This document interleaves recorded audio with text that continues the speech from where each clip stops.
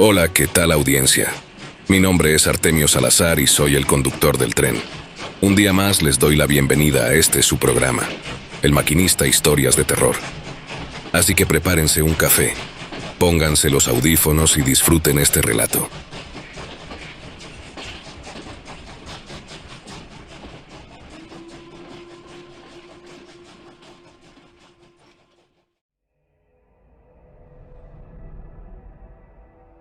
Historia compartida por Richard Van. Entre traileros era ya muy conocido que a 100 metros de la gasolinera siempre estaba una mujer de gran estatura, personalidad elegante y vestir refinado. Siempre estaba ahí, mirando hacia el horizonte como esperando a alguien. A pesar de que todos ya la habíamos visto alguna vez, hasta el momento nadie comentaba haber estado con ella, o por lo menos haber entablado una conversación.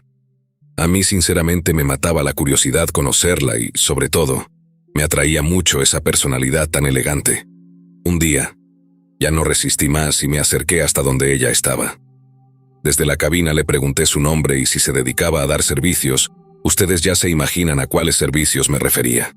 Con una voz apenas perceptible me dio su nombre y me dijo que a eso se dedicaba. Le pedí que subiera para escucharla mejor y llegar a un acuerdo, pero ya de cerca, cambiaron mis expectativas y ya no me pareció tan atractiva como imaginaba. De hecho, le notaba rasgos algo masculinos, que más bien parecía ser un hombre travestido. Además, su forma de hablar era entrecortante y misteriosa. No me generaba nada de confianza. Me dijo, tratando de convencerme, que no era necesario y era un motel. Ella tenía una casa deshabitada que se encontraba en una desviación a 500 metros de la carretera. Me convenció y comencé a manejar, pero en realidad me sentía poco convencido. Quería arrepentirme, pero no quería ofender. No encontraba la excusa ni las palabras necesarias para hacerlo. Cuando llegamos a la desviación, frené un poco y después de pensarlo varias veces, le dije que realmente no me sentía en óptimas condiciones para tener el encuentro, y que mi horario limitado me acercaba ya a un próximo viaje.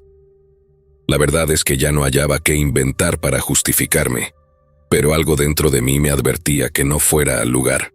Le rectifiqué que estaba muy apenado por quitarle su tiempo, pero de igual manera la regresaba hasta el punto donde la recogí sin problemas. Se quedó en silencio total sin responderme, y con una mirada fija sin parpadear, reflejaba odio y horror. Era indudable que estaba inmensamente molesta. Ya no pude verla a los ojos. Me aventaba todo el odio y coraje y con una voz suave pero molesta al fin me respondió. Y me dijo que no había problema, que no era necesario llevarla hasta allá, que ella ahí se bajaba sin problemas. En cuanto se bajó, aceleré a fondo. Quería huir antes de que fuera tarde. Ese cruce de miradas me generó miedo y terror. En sus ojos pude ver miles de cosas malas y negativas. Mi instinto me lo advirtió. Al día siguiente traté de evitar ese pedazo de la carretera a toda costa. Me daba miedo y pena volverme a encontrar a esa mujer. Pasaron un par de días más y mientras manejaba una alerta por radio me dejó paralizado. Desde la oficina nos pedían a todos los traileros de la empresa evitar a toda costa el tramo de la gasolinera. ¿Cuál era la razón? Que a un trailero compañero de trabajo lo acababan de asesinar brutalmente. La noticia fue la siguiente. Al parecer el chofer subió a una dama de compañía, que se encontraba a escasos metros de la gasolinera. Ella lo llevó hasta una casa que se encontraba en obra gris, y ahí lo torturó. Abusó de él y le hizo lo más sádico que se puedan imaginar. Cuando las autoridades llegaron al lugar se encontraron con un cuerpo desollado, desmembrado y con los genitales mutilados. Y lo más escalofriante es que sus ojos jamás fueron encontrados. La noticia me generó náuseas, ansiedad y pánico. En todo momento volvía a mi mente esa mirada infernal de aquella mujer. Cuando me negué a ir con ella, me imaginaba que en cualquier momento se iba a aparecer detrás de mí, lista para asesinarme. Llegué a la conclusión de que ese arrepentimiento, esa idea de rajarme a última hora, me salvó la vida. O simple y sencillamente, yo no cumplía con el perfil de víctima de aquel asesino serial. Hola, ¿qué tal a todos? Hoy les voy a contar lo que le sucedió a un amigo llamado Armando. Pero también les repito que no solo a él le ha ocurrido, pues a varios traileros de México les ha pasado.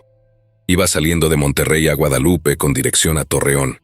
Su tráiler circulaba sobre las carreteras del desierto de Coahuila para poder llegar a tiempo a su destino. Pero en la madrugada su tráiler comenzó a tener fallas mecánicas y se paró en medio del monte y en medio de la nada. Solo había cerros en la lejanía y desierto en ese lugar. Mi amigo llamó a su empresa para poder enviar el reporte y le dijeron que en la mañana siguiente ya estarían llegando para poder ayudarlo. En ese momento, mi amigo se aburrió y decidió acostarse en el camarote para poder conciliar el sueño, pero no lo logró. Al pasar unos minutos se empezaron a oír golpecitos venir sobre la puerta del conductor. Es ahí que un hombre de unos 60 años se le apareció a mi amigo. Él se sacó de onda y pasaron muchas cosas por su cabeza. Una de ellas era que probablemente lo querían asaltar. Pero el señor amablemente se le acercó diciendo que su nombre era Aurelio y que él era un velador de una vulcanizadora que se encontraba a unos cuantos minutos de ahí. El señor le pidió que se bajara del tráiler, pero él se negó diciéndole que no le tenía confianza. El señor le dijo que él lo podía ayudar. Es entonces que Armando se bajó de su tráiler y se dijo en su mente que, si lo querían asaltar, que ya lo hubieran hecho desde un principio. Es ahí cuando el señor le invitó un café para poder estar más tranquilos. Mi amigo lo acompañó hasta donde se encontraba esa supuesta vulcanizadora, pero aquel señor le mintió.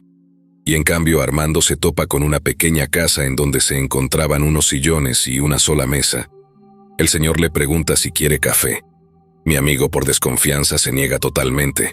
Es ahí que aquel señor se enoja y le dice, ¿vas a querer café o no? Armando le contesta que por qué le mintió si esta no es una vulcanizadora. El señor Aurelio no contestó nada. Armando decidió irse con rumbo a su tráiler. Ya llegando a la carretera, el señor lo agarra por detrás diciéndole, ¿vas a querer café o no? Es ahí que Armando logró ver que de esa taza de café tenía gusanos, y Aurelio tenía los ojos blancos sin pupilas, ni nada ni color, como de esos ojos que ves en las películas de terror. Armando asustado salió corriendo y se subió al camión, y se escondió en el camarote. Mi amigo trató de conciliar el sueño durante toda esa noche, pero solo se durmió 2 horas. Al día siguiente se levantó pues ya venía la ayuda, y era una camioneta de la policía de caminos. El policía se bajó de la patrulla para decirle que, si estaba bien. Armando le comenta que el camión se quedó parado y que no arrancaba en toda la noche. El policía le dijo que lo prendiera, y Armando lo prendió. Es ahí que el tráiler prendió de la nada. El policía le contestó a Armando diciéndole que, si vio al viejo. Armando sorprendido le contestó que sí. ¿Te refieres al anciano velador? El policía sorprendido le contestó que sí. Y entre risa, el poli le dijo a Armando que ese velador murió atropellado por un tráiler hace varios años atrás, y que se les manifiesta a traileros y camioneros en esas carreteras. El policía le dice a Armando que voltee para más adelante. Ahí se veía una cruz en memoria de una persona fallecida. El nombre era de Aurelio Mendoza, y aún se puede ver la cruz del señor. La gente de ahí también conoce esta historia, y este es el tráiler que manejaba mi amigo Armando. Historia compartida por Emanuel Montero. Por años siempre anduve en la carretera. Era un trailero muy conocido. Además de las experiencias que tenía en mi labor como conductor, vivía viajando a distintas partes del mundo, a lugares lejanos de mi ciudad. Mis amigos traileros vivían contando historias sobre sucesos extraños que les habían sucedido en la carretera, principalmente cuando transitaban en una vía muy famosa de mi país llamada La Matanzas. Su nombre se debe a los numerosos accidentes que sucedían en aquella calle. Yo solo escuchaba las historias, pero no creía mucho en esas cosas. Nunca me había sucedido nada extraño. Un día tenía que hacer un viaje a un lugar llamado La Rancha. Estaba a varios kilómetros de mi ciudad. A las 12 de la medianoche salí a llevar la mercancía a su lugar de destino. Esa noche la oscuridad estaba muy intensa. El frío era insoportable y la soledad era extensa. Mientras transitaba, escuchaba música, eso me quitaba el aburrimiento. Después de 1 kilómetro de recorrido, a mi derecha pude observar a una señora con el pelo muy largo y rubio, y de estatura promedio. Decidí pararme. Pensé que tal vez necesitaba un aventón. La saludé y le abrí la puerta para que se subiera al tráiler. Comencé el viaje. Mientras tanto pensaba en sacarle plática. Ella me había comentado que vivía cerca de esa región, Pero había algo extraño en ella. Ocultaba su rostro con un manto negro. Le pregunté si tenía alguna inseguridad y solo sonrió de una manera que me dio un miedo intenso. No podía explicarlo. Era como una energía negativa. Cuando íbamos pasando por una zona, me pidió que la dejara en ese lugar, pero antes de desmontarse del tráiler, lentamente fue mostrando su rostro. Esto me marcaría la vida entera. Aquella mujer era una calavera. Su rostro no tenía piel, solo huesos. Mi cuerpo empezó a temblar de una manera que pensé que moriría. Ella se desmontó del tráiler con una sonrisa burlona. Yo aceleré el tráiler lo más que pude. Por poco tengo un accidente. Mi mente todavía estaba procesando lo que había visto. Llegué muy asustado esa noche, no pude dormir. Al otro día me tocaba regresar a mi ciudad, pero pasando por la misma zona, me di cuenta de que, en ese mismo lugar a mano izquierda, había un cementerio. Llegué a mi ciudad y le conté a todos lo que había sucedido y me dijeron que esa misma mujer les aparecía a todos, y era la causante de los accidentes en esa carretera. Los conductores perdían la cordura. Esto que estoy por contarte me ocurrió en uno de mis tantos viajes por carretera. Soy trailero y prácticamente así es como me gano la vida. Anteriormente este trabajo dejaba muy buenas ganancias, pero con el tiempo cada vez somos más y por lo tanto, la demanda es menor. Ahora tengo que pasar más tiempo en carretera que con mi familia y eso me afectaba. Fue hasta la muerte de mi hija que dejé todo a un lado. Ella tuvo hace algunos años un accidente de tránsito. Perdió la vida junto a sus amigos. Jamás pude recuperarme. Descuidé a mi esposa y unos meses después ella también se fue. Para ser honesto, eso nunca me importó. Yo ya me había desconectado de la realidad de lo cotidiano. La depresión era mi único acompañante. Cuando ocurrió el accidente yo estaba lejos. Para cuando llegué, mi hija ya había sido sepultada. Creo que eso, hasta cierto punto, fue mejor. El último recuerdo que tengo de ella es cuando estaba viva. Hoy en día pienso abandonar este trabajo y dedicarme a otra cosa. No me siento cansado ni capacitado para hacer algo más, pero viví una experiencia que hasta ahora no la he podido sacar de mi cabeza. Y es por eso por lo que he decidido contarlo. Hace unas semanas me encontraba transitando por la carretera. Eran pasadas de la 1 de la mañana cuando, a mitad de la nada, vi a un hombre caminando a las orillas, alzando su mano en señal de raid. Al verlo, quise detenerme para ayudarlo, pero la situación era muy extraña. No había absolutamente nadie a kilómetros. Tal vez quiere robarme, pensé. Seguí de largo. Solo alcancé a ver por el espejo lateral que aquel hombre me sonreía amistoso, con los ojos cerrados. Luego de un rato, llegué a un área de descanso. Descansé un rato y fumé un cigarro. Había 2 traileros más en el lugar. Me acerqué para ver si estaban ahí, pero no había nadie. Posiblemente dormían en el camarote de sus unidades. Al regresar pude notar que alguien rondaba mi tráiler. Me acerqué poco a poco hasta que sorprendí a un hombre joven bien parecido que al parecer buscaba algo. ¿Se te perdió algo?, pregunté con tono desafiante. No, te estaba buscando, respondió. Era el mismo hombre que había visto a mitad de carretera en medio de la nada. Se le veía tranquilo y sociable. ¿Cómo me alcanzaste?, pregunté. Corriendo, respondió el hombre con una sonrisa en su rostro. Ni siquiera sudaste. El hombre se limitó a sonreír. Posteriormente sacó una cigarrera de su chamarra y me ofreció un cigarro, a lo cual no pude negarme. Pensé que si tenía alguna mala intención, ya habría hecho algo contra mí. Por mi parte, siempre llevaba mi navaja conmigo. Me sentía tranquilo y seguro. Ese hombre no se veía peligroso.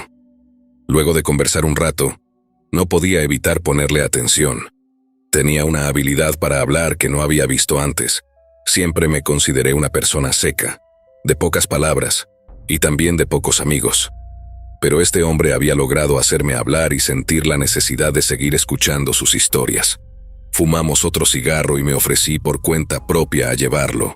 Me agradeció. Ya está muy cerca el pueblo al que voy, me dijo. Subimos al tráiler y comencé a conducir. Conforme avanzaba me fui percatando que ese hombre despedía un olor muy extraño. Un olor fuerte, que no había olido antes, como a drenaje con incienso. Luego de avanzar un par de kilómetros, sus preguntas comenzaron a tornarse algo extrañas. En un principio supuse que no nos conocíamos. No era imprudencia, solo ignoraba mi pasado y mi vida. Noté curiosidad y morbosidad en su tono de voz. «¿Cómo está tu hija?», preguntó. «Bien, todo está bien con ella», respondí firme y tajante. Por varios minutos no dijo absolutamente nada. Solo miraba por la ventana y en ciertas ocasiones se burlaba de algo. Sus hombros se sacudían a los espasmos de su risa. Al tiempo que miraba ido al exterior, eso comenzó a desesperarme un poco. Hacía esa risa discreta, como si no quisiera que yo me enterase de aquello que le causaba gracia. «¿Tu esposa está bien?». «Sí, está bien, donde sea menos aquí», respondí luego de una risa burlona. Aquel hombre hizo lo propio y siguió mirando hacia afuera, pero luego de un rato de silencio me hizo otra pregunta que me desconcertó. «¿La extrañas?», preguntó. «¿Extrañar a quién?». «Tu hija, que si extrañas a tu hija». En ese momento me puse muy nervioso. Por algún motivo sentía intimidación, tal vez miedo ante la presencia de ese tipo que, a simple vista, parecía un hombre amable y agradable, pero de pronto su mirada se tornaba extraña. Ni siquiera podía mirarle a los ojos por más de 2 segundos. Antes de poder responder esa última pregunta, él hizo otra cuestión. «¿Sigues soñando con la muerte?», preguntó. En ese momento supe que algo andaba mal. Llevaba días soñando con ese accidente. Soñaba a mi hija muerta, que no podía ayudarla, impotente, pero él no podía saberlo. Quedé dubitativo, pensativo, en un trance de miedo, por tratar de comprender cómo aquel hombre sabía de mi pasado y mis pensamientos. Antes de responderle, comenzó a carcajearse de una forma aberrante. «¿Te estás burlando de mí?», pregunté furioso ante la situación, mientras lo miraba. Aquel hombre solo seguía carcajeándose, histérico. Fue entonces que retorné mi vista a la carretera y juraría que vi la silueta de una mujer ahí enfrente, cruzándose la carretera. También podría jurar que era mi hija. Frené de golpe, casi perdiendo el control de la unidad, pero no me importaba. Bajé rápidamente, pero no había nadie. Incluso me asomé por debajo del tráiler, pero no. Todo había sido producto de mi imaginación. Abordé una vez más la unidad. Ese hombre seguía ahí, sentado, mirando al frente. Su rostro denotaba una mueca de burla psicópata. «¿La viste?», pregunté, pero no respondió. Encendí el vehículo y de nuevo arranqué. Avanzamos algunos metros cuando de nuevo comenzó a burlarse, pero esta vez no era exagerado como en la ocasión anterior. Esta vez solo gemía, como si se aguantase la risa. Quise voltear a verlo, pero con el rabillo del ojo pude ver la forma de su rostro. Parecía que se había deformado. Su cabeza era más grande que antes. Sus ojos brillaban de un color amarillo intenso, en las penumbras de la oscuridad. Parecía tener cabello rizado y alborotado exageradamente. Unos pequeños cuernos asomaban por arriba de sus orejas, y ese sonido de intento de risa ya no era el mismo. Había cambiado a un tono más grave. «¿Quién eres? ¿Qué quieres?», pregunté sin atreverme a voltear a mirarlo.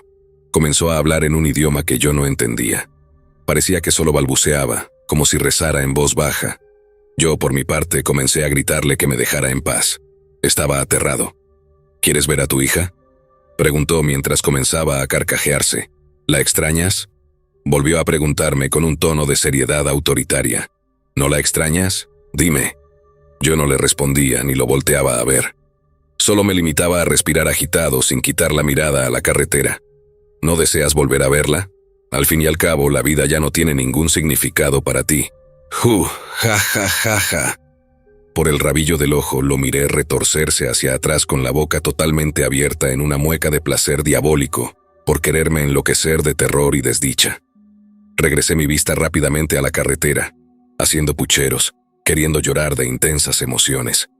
Lo último que vi fue sus dientes puntiagudos y los caninos sobresaliendo. Podía sentir su saliva cayendo en mi cara, si eso era lo que emanaba de su boca cuando se burlaba. Luego de esto, vi que realizó un movimiento. Se agachó un poco hacia abajo. Yo tenía algunas botellas de vidrio en el suelo. Miré levemente para ver lo que estaba haciendo, lo que hizo que el miedo me invadiera completamente. La forma de sus pies. No tenía ropa. Eso no tenía ningún sentido. El tono de su piel era marrón muy oscuro. Sus pies eran exageradamente grandes. Las uñas eran verdosas y largas, quebradizas. Posiblemente de ahí venía ese olor repugnante. Se levantó de golpe con una de las botellas en su mano, y vi de nuevo con el rabillo del ojo cómo la llevó a su boca.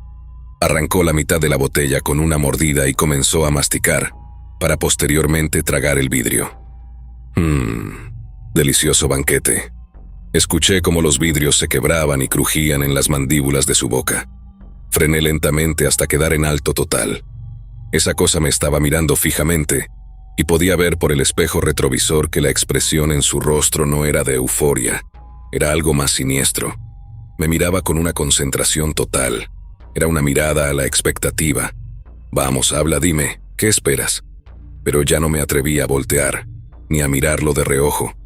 Al paso de unos segundos que se me hicieron eternos y con el corazón palpitando a 1000, escuché cómo abrió la puerta y por su propia cuenta descendió. Apenas bajó y cerró la puerta, pero eso, lejos de alegrarme, hizo que el pánico se incrementara. Cuando volví a verlo me di cuenta de que a pesar de que había bajado del tráiler, su rostro seguía a la altura de la ventana. Era como si hubiese crecido de la nada. Me miraba serio, desafiante, pero también decepcionado. No tardó en dar la media vuelta y caminar hacia la oscuridad, saliendo del camino. Me quedé varios minutos ahí. Estaba asustado, sudaba frío, no sabía cómo reaccionar ante lo que había vivido. Tomé la otra mitad de la botella. Seguía sin explicarme cómo lo hizo. Ya han pasado varias semanas de esto. Ahora estoy en busca de otro trabajo. Solo espero olvidar esto lo más pronto posible. Y también quisiera saber si alguien coincidió con una experiencia parecida a lo que ya te conté.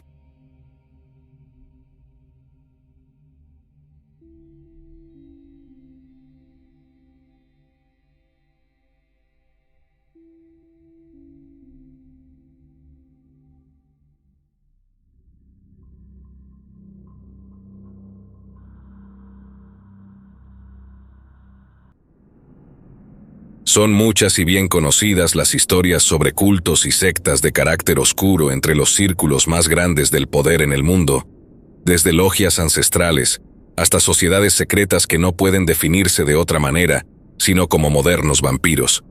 No hablamos de jóvenes del ambiente gótico ni de élites multimillonarias que intentan sobrevivir al mito que crearon de ellos, sino de personas como tú y como yo, que verdaderamente han hecho de la depredación de sus semejantes como alimento un deporte y un macabro culto a deidades arcanas, con legendaria sed de sangre humana.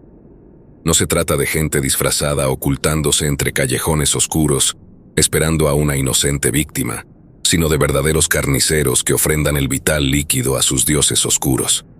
Y no se trata solamente de gente común y corriente, o de jefes del crimen organizado. También hay la pérdida de científicos, estudiantes, amas de casa, catedráticos, obreros, artistas, indigentes, deportistas y políticos que tienen la arcana creencia de que la vida fluye de la misma esencia de la sangre humana. Y aunque es común el escuchar teorías conspiratorias acerca del por qué muchas personas suelen desaparecer misteriosamente, es allí donde estos macabros personajes salidos de la imaginación, quizás del más vicioso escritor de terror y ciencia ficción, se hacen presentes. El tema es sumamente delicado, y por razones de ética y seguridad, omitiremos los nombres de los implicados, pero trataremos de darnos a entender lo mejor posible. Cuando a mediados de la preparatoria, una jovencita o un joven atleta comienzan a destacar y sobresalir de entre el resto de sus contemporáneos, es algo de llamar la atención. No solo porque la afición empieza a identificarse con el ídolo, sino por el encanto de tener a la perfección en persona frente a tus ojos, y eso no pasa desapercibido para los patrocinadores que buscan poner altas ventas a su beneficio, pero tampoco para la infame y sanguinaria hermandad de la sangre. Al inicio todos creyeron que se trataba simplemente de una banda de revoltosos o algún grupo delincuencial como tantos y tantos surgen y se van a cada rato. Pero tarde comprendieron que cuando comenzaron a ofrecer los patrocinios más grandes, los tratos preferenciales, las invitaciones constantes a eventos de alto prestigio, apariciones en televisión y sus propios productos con marcas mundialmente conocidas, era señal de que algo terrible estaba a punto de sucederle a esa joven y naciente estrella, pues llegado el momento indicado, Se daría conocimiento a los miembros más viejos de la hermandad, para que dieran el visto bueno de su nueva inversión, y sus cobradores pasaran a recoger su nueva adquisición, la cual nunca era vista de nuevo, y rápidamente olvidada por todo el mundo por alguna misteriosa razón que se desconoce. ¿Se han preguntado acerca de alguna joven estrella de la gimnasia olímpica que repentinamente desapareció de todos los medios sin dejar rastro? Cuando la hermandad fija su atención en esas personas, simplemente ya no existe escapatoria. Sin destruirlas a falta de un método médico específicamente diseñado para tal fin. Por otro lado, drenar de sangre a una persona para beberla es algo muy sencillo que no requiere de mucha inversión ni muchos conocimientos. El exprimir el cuerpo utilizando una técnica de trituración implica no dejar rastros entre un montón de carne y huesos molidos a su mínima expresión y consistencia. Y desgraciadamente esta práctica infame se ha llevado a cabo por siglos, no solo en las altas esferas. Eso sería muy sencillo. La hermandad de la sangre no distingue de raza, credo, posición social ni prestigio, sino lealtad y antigüedad. Una vez que entras a la hermandad, no hay vuelta atrás. Deberás servir a tus mayores sin objetar, rastrear para ellos, cazar para ellos y si eres buen chico o chica. Con el tiempo te ganarás tu lugar y tendrás tu parte de la recompensa, así como el derecho de participar en la ceremonia y sobre todo del bacanal de la sangre donde te deleitarás con la sangre de los sacrificios. Para la hermandad, el físico sí importa y no solo eso. Ellos piensan que todos los seres humanos somos bellos a nuestra particular manera, pero dicha belleza no es como ustedes piensan que sería catalogada, o de la forma en que la tienen mentalizada como se rige en nuestra sociedad, basada en estándares de belleza y salud. No, el método de la hermandad es más complicado que eso. Cada color de ojos o de cabello, peso, talla, estatura, equivale a determinado ritual y cada uno es valioso, mejor dicho, vital para ello. Cada elegido es apreciado como un diamante y se le procurará hasta que llegue el día en que sea llamado para hacer la ofrenda de sangre en turno. No importa tu etnia, ni tu religión. Ellos verán la manera de librar cuanto obstáculo pueda alejarlos de su presa. Ese es el chiste y lo abominable de su inmenso poder. Para la hermandad, la política es irrelevante. La ley es un chiste. La posición en un cártel, una broma de mal gusto. La hermandad ha estado detrás de las desapariciones más inverosímiles de la historia, desde la colonia de Roanoke, una pequeña isla frente a las costas de la actual Virginia en Estados Unidos, en la cual desaparecieron más de 117 personas sin dejar rastros de su paradero hace casi 500 años, hasta las misteriosas y más recientes desapariciones de cientos de personas en el metro de la Ciudad de México, o entre las calles o bosques de la República. Sin mencionar que frecuentemente hay temporadas en las que los indigentes desaparecen de igual manera sin dejar rastro alguno de su paradero. Los testimonios que afirman haber presenciado misteriosos raptos de personas en uno u otro lugar se mantendrán en anonimato debido a que queremos evitar la curiosidad del oyente así como problemas para los implicados. El caso es que en marzo de 2002, un escritor y caricaturista bastante conocido en el medio tuvo un encuentro con estas personas precisamente en una situación aterradora y muy poco usual. Este escritor tenía algunas columnas donde plasmaba sus historias de detectives, donde además de escritor y argumentista, era el ilustrador de las mismas para algunos periódicos y revistas dedicadas a la temática. Esa lluviosa tarde renegando salía muy tarde de sus labores, y debido a estar a un día o dos de quincena, no le quedaba dinero ni remedio, por lo que a pesar de su molestia y enojo decidió tomar el metro para ahorrar algo de tiempo y dinero. Desafortunadamente estaba tan cansado y frustrado que ni siquiera se dio cuenta en qué momento se quedó dormido sin quererlo, y despertó confundido y asustado en un lugar totalmente a oscuras. Cuando se espabiló un poco, descubrió con temor que estaba dentro del túnel de resguardo del sistema de transporte colectivo. Ese tren no se movería de allí hasta el día siguiente. Eso lo sabía, pues abordó el último viaje, extremadamente nervioso y en pánico. Comenzó a hacer ruido para llamar la atención de quien pudiera sacarlo de ese problema. Alguien que lo ayudara a salir de ese horrible y espantoso lugar. Cuando iba a gritar para ser auxiliado por lo que parecían ser 4 personas y un policía, Una mano lo jaló fuertemente hacia abajo de los asientos del tren. Era un diminuto hombre de traje que estaba aterrorizado, temblando como una vecilla mojada, y le pedía encarecidamente al escritor en voz muy baja que no hiciera ruido. Al momento de intentar averiguar el motivo del nerviosismo y evidente terror del pequeño hombre, fue interrumpido por una gran barra de metal que abría las puertas del convoy con extrema facilidad. Al tren subieron los 4 sujetos vestidos de diferente manera, y el oficial de policía, si no fuera por lo que vio, diría que ninguno tendría una sola cosa en común. Pero la coordinación con la que actuaban denotaba que trabajaban juntos hacía mucho tiempo. Se comunicaban en silencio con señas precisas y no solo eso, sino que era evidente que estaban en pos de uno de ellos.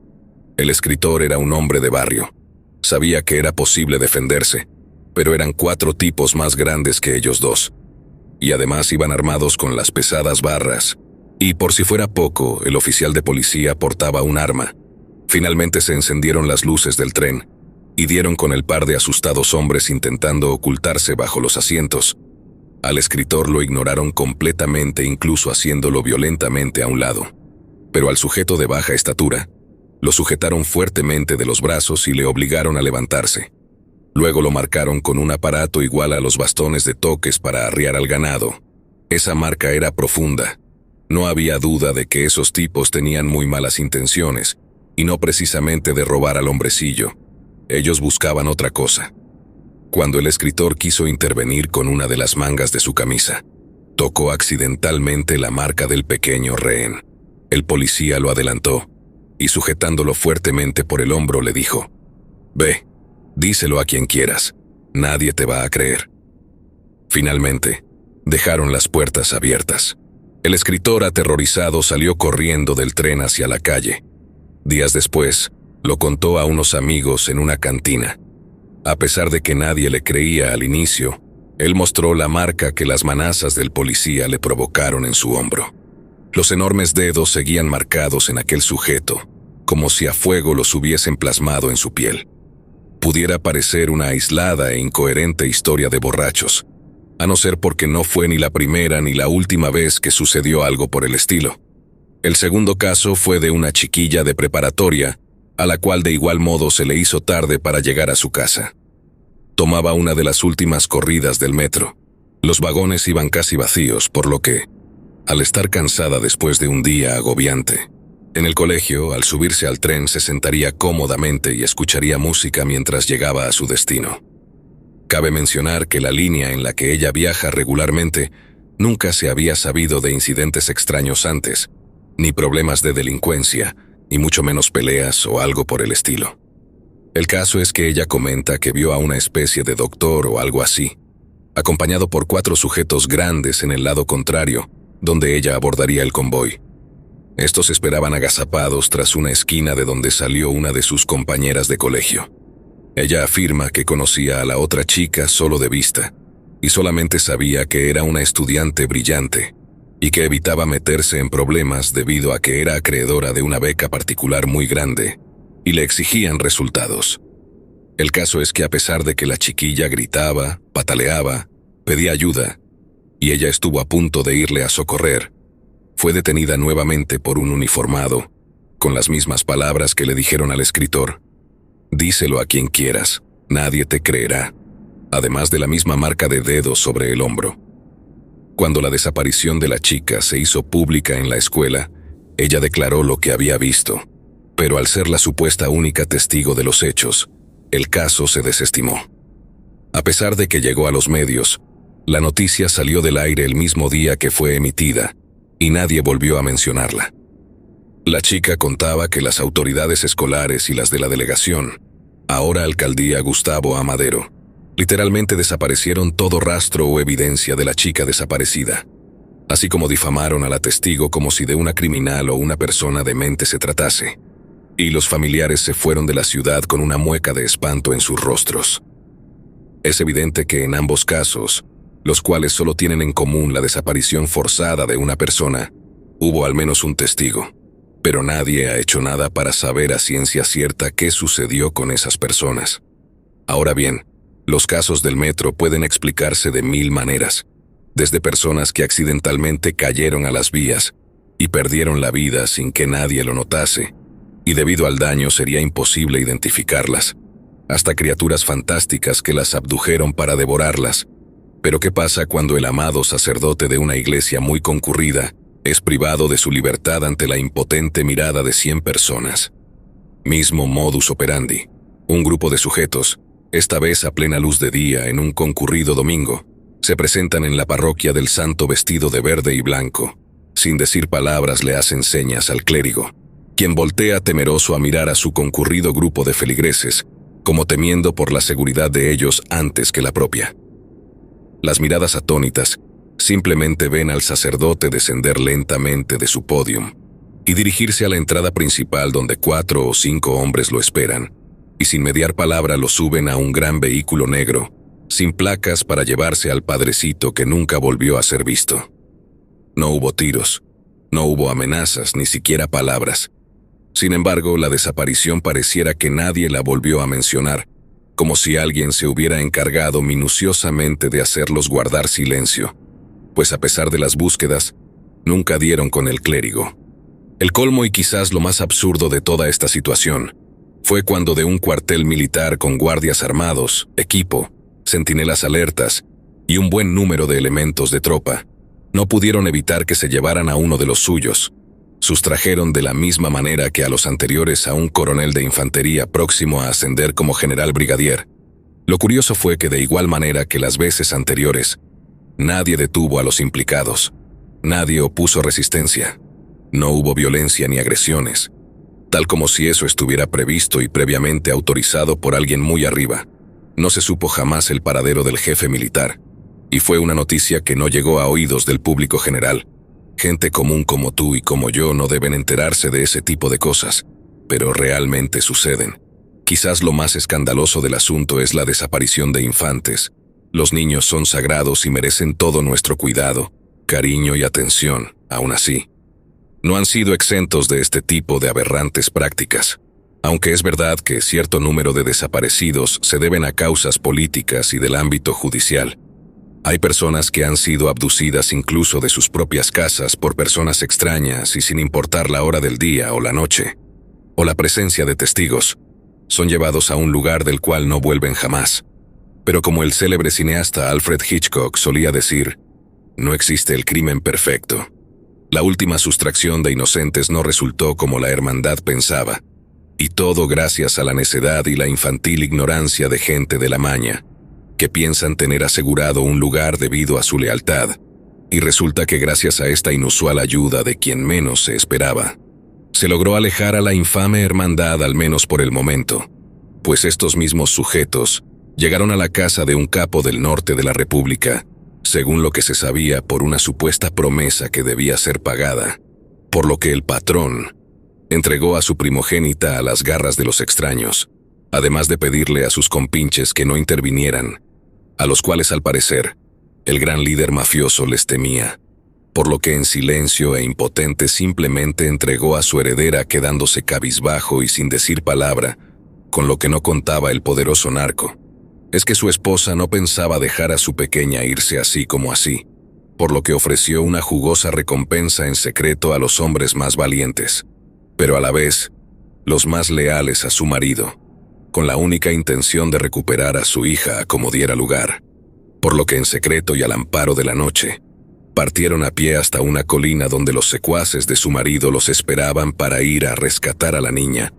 Bajo instrucciones de la doña, los hombres iban en silencio, lentamente siguiendo el rastro de los que ella pensaba eran rivales que habían pedido la vida de su hija a cambio de favores o una póliza de seguro por una deuda. La mujer coordinaba a sus hombres para ser discretos y, llegado el momento, hacer trizas a los que se atrevieron a llevarse a su retoño en medio de la noche. Pero lo que la señora y sus hombres no esperaban era con lo que se iban a encontrar. Para empezar, no había guardias en la zona, por lo que no les resultó difícil colarse en la propiedad donde las antorchas, el ambiente tétrico y demoníaco imperaban. La señora y algunos de sus pistoleros dieron rápidamente no solo con su hija, sino con algunas otras personas, entre ellos niños y mujeres jóvenes, al liberarlos y a punto de llevarlos a cubierto. Uno de los heroicos delincuentes le dijo a la doña que era mejor que viera algo que era muy importante, por lo que una vez que despachó a salvo a los pocos cautivos que quedaron, fueron a asomarse a un recinto en cuya ventana baja daba vista a un enorme sótano que parecía estar adecuado como una especie de templo o algo parecido, y en cuyo centro presidía todo un hombre de negras vestiduras, haciendo una especie de adoración a una colosal estatua con fisonomía humana, pero a la vez rasgos de murciélago a quien la hermandad conoce como Camazotz, una antigua deidad maya de la sangre y asociada con el vampirismo. En ese preciso momento le sacrificaban a un pequeñín que no tenía más que una pequeña bata para cubrirse. La señora no soportó esa visión, pero desgraciadamente el niño no pudo ser salvado.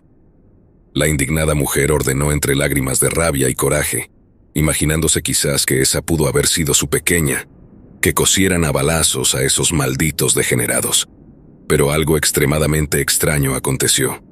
Al entrar al recinto soltando bala, los malandrines no encontraron ni rastro de los sectarios, nada que pudiera implicarles con lo que la señora y sus pistoleros acababan de presenciar. A pesar de sus nexos con el gobierno local y federal, de sus contactos con gente importante del medio nacional y del extranjero, sin importar las pruebas, los videos, los testimonios, las fotos y las declaraciones que pudieran dar, a pesar de los cientos y cientos de prendas, joyas, carteras, identificaciones, la señora explotó contra su marido y contra un primo que era jefe de la entonces Policía Judicial del Estado. Era inconcebible que nadie pudiera hacer algo dentro o fuera de la ley, pero de camino a su casa, ahora ubicada en una zona remota y confidencial de un estado sureño de Estados Unidos, el marido finalmente decidió hablar. La Hermandad de la Sangre no es solo una secta, no es solo una bola de locos que raptan personas para torturarlas y quitarles la vida de la manera más cruel, vil y repugnante. Ellos literalmente los compran. Los patrocinadores misteriosos de estrellas del deporte que desaparecen en la cima de su carrera son de la Hermandad. Los brillantes prospectos a científicos, médicos, actores, actrices, cantantes o sencillos ciudadanos que destacan por algún talento especial son propiedad de la Hermandad sin saberlo. No podemos hacer nada, porque simplemente no tenemos las capacidades de hacerlo. Cientos de veces se ha intentado acabar con ellos sin éxito. No les importa el dinero. Ellos tienen de sobra. No les importa ni les amedrenta el poder. Ellos están muy por encima de ello. Puede ser el albañil, el panadero, el cartero, un maestro, un político, eso no importa. Ellos miden el poder de otra manera. No solo se alimentan de la sangre de sus presas, no solo se los ofrendan a su dios vampiro. Por alguna razón siempre están adelantados a lo que se les pudiera hacer. Nunca se ha capturado a uno solo, al menos no con vida, pues tienen un pacto de silencio.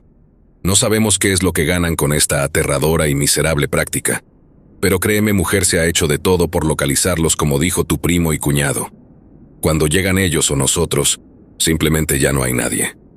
La mujer, al narrar lo sucedido en esa propiedad, derramaba gruesas lágrimas, y lo que nos quedó bien claro es que ella conoce perfectamente a su marido y sabe de su valor, y afirma que no lo había visto tan asustado y achicarse de esa manera ante nadie nunca. Pero el miedo que el capo mostraba en su rostro evidenciaba la alta peligrosidad de esa maléfica secta. La última pista que se tuvo de la hermandad fue en lo profundo de la sierra chiapaneca hace algunos años, donde un grupo de soldados en maniobras de práctica tuvieron algunas bajas misteriosas, encontrando lo poco que quedó de sus compañeros penosamente triturados entre dos colosales rocas a modo de planchas ceremoniales, nuevamente sin huellas, ni rastros, ni pistas de los asesinos. Simplemente los enigmáticos jeroglíficos de figuras aladas parecidas a murciélagos y ese infernal templo detrás oculto por la maleza, erigido hace siglos en honor de Camazotz, el dios vampiro de los mayas, y quien preside las ceremonias y sacrificios de la Hermandad de la Sangre desde hace generaciones sin que nadie pueda evitarlo.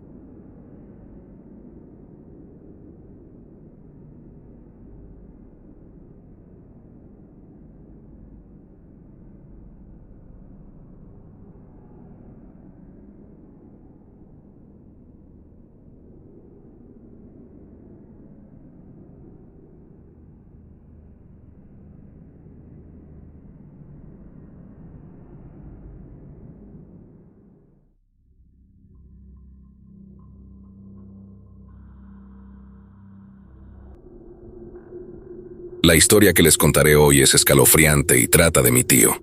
Él es trailero en México y ha vivido un sinfín de experiencias paranormales en sus andanzas y viajes, pero hubo en particular algo que lo perturbó y lo hizo recapacitar acerca de si quería seguir con su profesión de transportista. Era un jueves en la noche cuando mi tío salía de Tijuana para llevar un cargamento a Oaxaca. Resulta que el tiempo de entrega lo apremiaba y decidió seguir la ruta sin pararse a descansar. Pero no había dormido demasiado, así que decidió no exponerse y solo hacer una parada para pernoctar a la altura de La Piedad, entre los límites de Guanajuato y Michoacán. Él relató que además de la carga, en su camarote llevaba una gran cantidad de paquetería extra, por lo que decidió dormir en su asiento de conductor y estirar las piernas. Estacionó el tráiler debajo de un árbol viejo y casi seco, con la intención de no quedar totalmente al aire libre, y se dispuso a dormir. No podía dormir del todo ya que sentía que alguien lo miraba. Miraba alrededor del tráiler, pero no veía nada. Todo estaba muy tranquilo. Así prosiguió la noche hasta que durante la madrugada lo invadió un frío y escalofrío intenso. La oscuridad era densa, y por segunda ocasión volvió a sentir esa sensación de que lo miraban de una manera penetrante y malévola. No aguantó más esa sensación. Miró su reloj y marcaban las 3:33 de la madrugada. Se incorporó y decidió encender el tráiler para moverlo a otro lugar más iluminado. Cuando se acomodó en el asiento, miró a ambos lados, acomodó sus espejos y después miró hacia arriba, hacia el viejo árbol. Fue entonces cuando casi le da un paro cardíaco, y soltó un grito de horror cuando entre las ramas del árbol vio a un hombre colgado, con los ojos saltones mirándolo fijamente y la lengua de fuera. Mi tío salió de un brinco del tráiler. Corrió tan rápido y sin pararse que pronto llegó a la gasolinera que estaba a casi 200 metros. Entró a la tienda gritando y sobresaltado. Los comensales, despachadores y hasta los policías lo miraban con extrañeza, como si se tratara de un loco. En eso se le acercó un policía federal. Lo tranquilizó, y mi tío le explicó lo sucedido. No quería moverse. Estaba helado, atemorizado y confundido. Los policías armados después de un rato lo convencieron. Lo acompañaron a su tráiler a hacer una revisión y a los alrededores, pero no hallaron nada. Revisaron también el árbol, pero no había rastro de nada. Solo un olor apestoso, similar a huevo echado a perder, como azufre. Pronto amaneció y los policías le recomendaron que se moviera de ahí. Le sugirieron una revisión médica, pero mi tío se negó. Se calmó, descansó un rato en la tienda de la gasolinera, a la par que platicaba con una señora que hacía la limpieza, vecina de la zona. La señora le dijo a mi tío algo que lo dejó impactado. Le dijo que en ese árbol se aparecía un colgado, que se decía que esa carretera antaño fue un camino de carretas y revolucionarios, y en esos árboles colgaban a los revoltosos, combatientes y ladrones, y que al paso del tiempo se aparecía un hombre maligno del cual solo se miraba su sombra al mismo tiempo que despedía un olor apestoso. Por eso los lugareños marcaron esos árboles con cruces de cal. Aunque mi tío los vio marcados, los ignoró. Mi tío regresó a la carretera, tomó su camino, no sin antes haber tomado una fotografía del lugar que tanto lo aterrorizó y por el cual llegó tarde a su destino.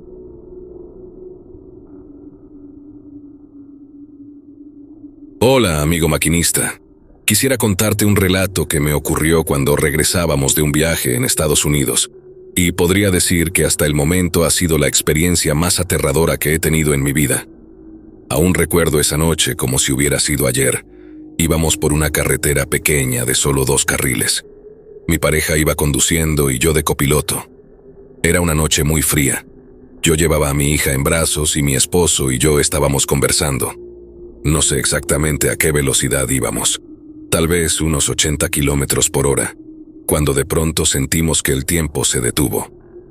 Cabe recalcar que a un lado del camino estaba un canal lleno de agua y del otro lado parcelas con siembra de maíz. Del canal salió una cosa tan fea, de color grisáceo, ojos enormes, todo deforme y se paró frente a la camioneta. En ese momento sentimos que el tiempo se detuvo. Yo no pude bajar la mirada y miré cómo esa cosa pasó frente a nosotros. Se aseguró de que lo viéramos y siguió su camino perdiéndose entre el maíz. Le dije a mi esposo, ¿viste eso? Y él solo respondió, no me digas nada, por favor, no me digas nada. Cuando llegamos a nuestro destino hicimos lo pendiente que teníamos y regresamos por el mismo camino con temor. Pero esta vez estuvo todo tranquilo. Al llegar a casa, mi esposo me pidió que le contara qué había visto. Ambos vimos lo mismo. Aún no sabemos qué fue, pero esa cosa deforme aún la tengo en mi mente y creo que jamás la olvidaré. A lo mejor no me lo creerán, pero lo dejo a su criterio. Tomé mi motocicleta para ver a un amigo que no había visto hace tiempo. En el camino, me topé con una camioneta de modelo viejo. Ya estaba para la basura, toda oxidada y descuidada. Parece que la sacaron de un deshuesadero, pero nada más era su aspecto porque su motor todavía daba mucha batalla. Lo vi porque corría como nueva. Bueno, esa chatarra transportaba unos 3 o 5 cerdos malolientes.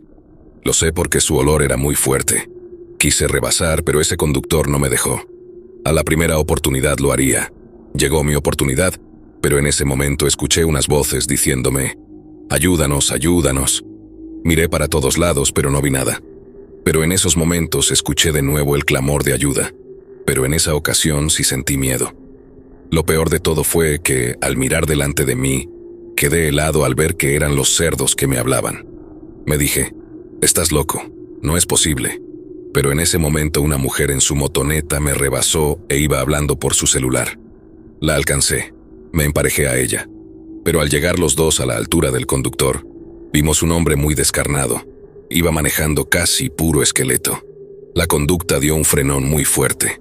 Yo igual lo hice y de milagro no me barrí. La mujer quedó con la mirada, como si hubiera visto un muerto, y es que literalmente yo creo que fue eso lo que vimos. La femenina quedó un rato paralizada y cuando regresó en sí me preguntó: ¿Viste eso? Yo le respondí: ¿Qué cosa? Ella, aún sorprendida, me dijo: ¿A poco no lo viste? Era un muerto quien iba manejando. Después de ir a buscar su celular que se le había caído, retomamos el camino, pero tratamos de ir juntos. Sin embargo, ya no volvimos a ver la camioneta. Al parecer se lo tragó la tierra. Anduvimos preguntando y nadie nos dio razón.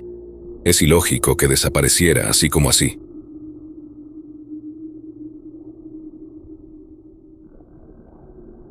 Esto que les voy a platicar me sucedió en el año 2007, cuando cargué de San Juan del Río con destino a un ingenio en Cuautla, Morelos.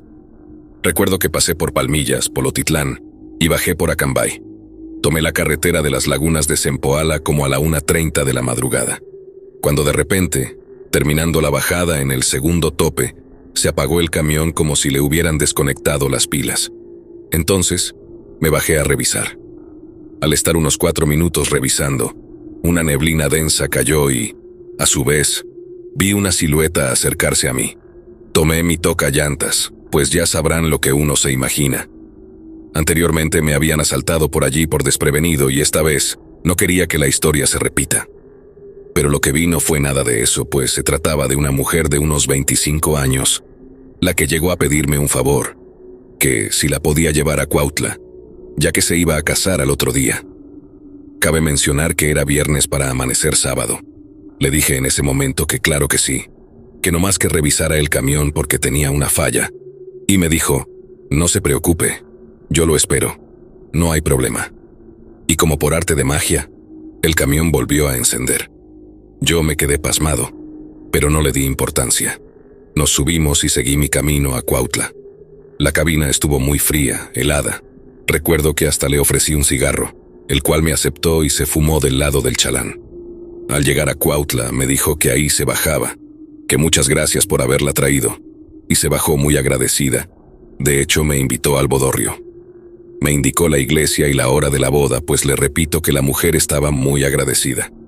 Después me dirigí a descargar y ya sabrán, me dijeron: «Hasta el lunes te descargo porque no hay espacio». Y la neta, cerré la guagua, me cambié, me di un baño y fuga a la iglesia. ¿Cuál sería mi sorpresa? Que dieron las 5 de la tarde y ningún invitado llegaba.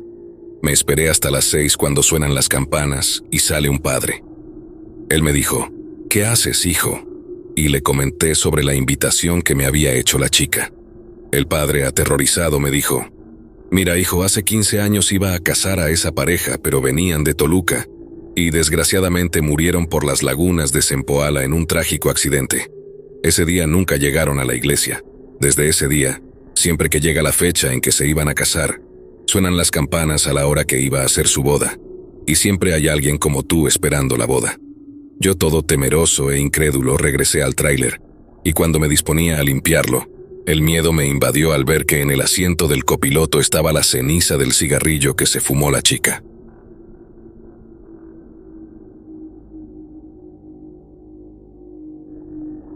Quiero compartirles lo que me pasó hace un par de meses atrás. Yo vivo en Tijuana, Baja California, y era el cumpleaños de mi madre. Ella vive en un estado llamado Rosarito. En fin, fui a festejarle y a convivir con mis hermanos, ya que tenía como 3 años que no los veía. Para eso, yo tenía mi negocio en una colonia que se llama Villas del Campo, y para llegar ahí tenía 2 opciones. Tenía que rodear mucho y hacer como 2 horas de camino, o cruzar una carretera súper larga que atravesaban las montañas. Esa carretera se encuentra en medio de la nada, y hago como 1 hora o 40 minutos de camino si tomo esa carretera. Es un bulevar que se llama el Boulevard 2000. Está muy oscuro y peligroso. Eran como las 10 de la noche y tenía que irme. Mi madre no quería que me fuera porque era peligroso que manejara yo solita en la noche, pero tenía una cita con una clienta mía a las 9 de la mañana, y me gusta ser responsable y no quedarle mal a la gente, así que no podía quedarme. Así que decidí irme y tomar la carretera del Boulevard 2000 para llegar más rápido. Mi madre al fin me echó la bendición y me dejó ir después de tanto insistir. Emprendí el camino. Iba manejando a plena oscuridad, no se veía ni siquiera una luz, solo la luz de mi camioneta. No pasaban carros ni nada, yo tan distraída. No chequé si traía gasolina y en plena carretera me quedé tirada sin gasolina. Se hicieron las 12:30 de la noche, y yo esperando que pasara un carro para que me ayudara, pero era caso perdido. Ahí nadie se paraba a ayudarte por todo lo que se contaba. Mi celular no tenía nada de señal para hablarles a mis hermanos que fueran por mí porque estaba en medio de las montañas. Yo me moría de miedo que me fuera a salir un loco que me asaltara o me fuera a hacer daño. En mi camioneta yo cargaba con frazadas por cualquier cosa. Siempre acostumbraba a eso. Se dio la 1 de la mañana y yo seguía ahí. Temerosamente agarré una cobija. Me envolví toda y solo me encomendé a Dios para que no me pasara nada y decidí dormir. Y al día siguiente era más fácil pedir ayuda. Claro, no podía dormir, tenía miedo. Como a eso de las 3 de la mañana escuché que empezó a llover, pero tantito, y no pude dormir menos. Para eso se me ocurrió voltear por la ventana. Miré como un bulto negro en la carretera. Quise creer que eran unos arbustos que el viento arrastró. Pero me empezó a dar más miedo. Y cuando me volví a asomar por la ventana iba una mujer con vestido negro. Iba elevada como unos 30 centímetros del piso. Pasó al lado de mi camioneta. Jamás le vi su rostro. En cuanto la vi me tapé y comencé a llorar porque tenía mucho miedo, y yo sola sentía muy feo. Cuando me destapé ya no estaba. A la mañana siguiente una familia me ayudó, y me fui a mi casa. Igual a mi cita llegué tarde. Pensaba que le hubiera hecho caso a mi mamá de quedarme. Duré como 2 meses sin poder dormir. Estaba espantada. Me tuvieron que curar de espanto, y hasta la fecha ya no he vuelto a pasar por ahí.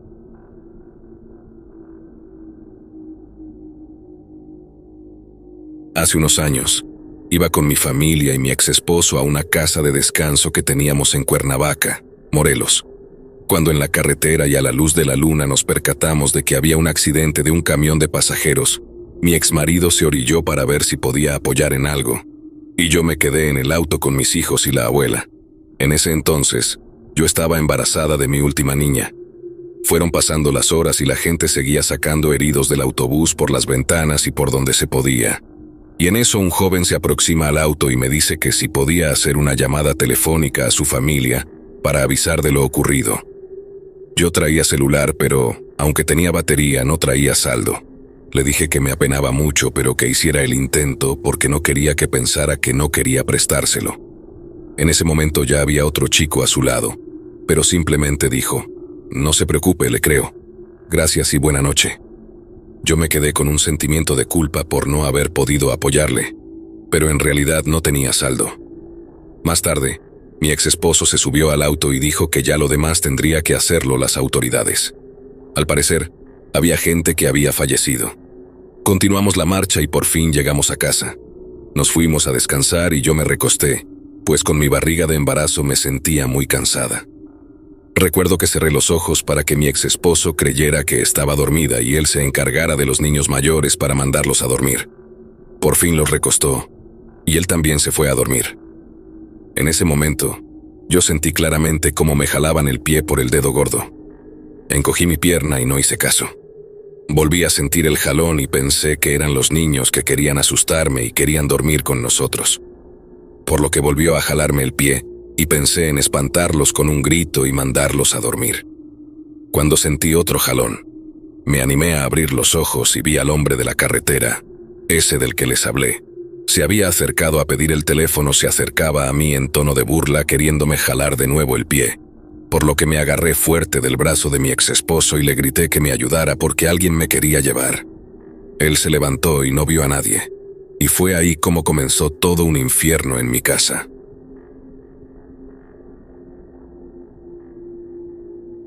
Yo me dedico a repartir mercancía a diferentes poblados cerca de Querétaro, y para esto siempre estoy en carretera cerca de las 4:45 con mi ayudante. En una ocasión de tantas que íbamos ya en camino a dejar mercancía, notamos que frente a nosotros iba un tráiler. No era nada del otro mundo. Todo ocurría con normalidad cuando repentinamente notamos que este hizo un movimiento brusco. Entonces, el camión realizó una especie de zigzag y le metió pata, como dirían por ahí, hasta perderse en lo oscuro. Mi compañero y yo pensamos, ¿qué habrá pasado? Pues fue muy raro que al pasar en determinado punto el camión pues hiciera aquello. Como quiera, ahorita pasaremos por ahí y veremos qué pasó, me comenta mi chalán. Es entonces que pasamos en el lugar donde el tráiler se perdió y desafortunadamente vimos un cuerpo partido en dos. Mi compañero se quedó perplejo. Ya después vendrán las autoridades a investigar, comentamos. Así pasaron cerca de 15 días y la rutina de siempre.